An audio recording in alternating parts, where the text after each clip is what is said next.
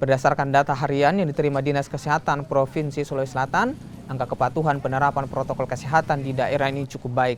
Angka persentase warga yang menerapkan protokol kesehatan dalam keramaian mencapai 78 hingga 98%. Beberapa daerah atau tempat yang tingkat kepatuhannya masih rendah masih terus diberi sosialisasi agar mereka semakin sadar akan pentingnya protokol kesehatan diterapkan.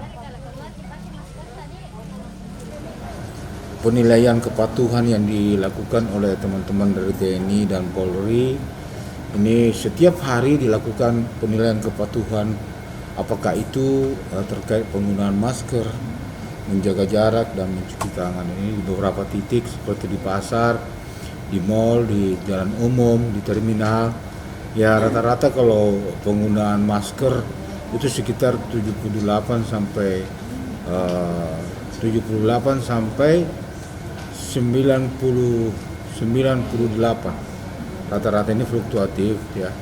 Tapi yang agak rendah ini di terminal ini. Jadi memang data ini penting jadi acuan bagi teman-teman tentu untuk melihat pada titik mana kita akan fokuskan penguatan untuk bagaimana mendisiplinkan kepada masyarakat untuk menjalankan protokol kesehatan.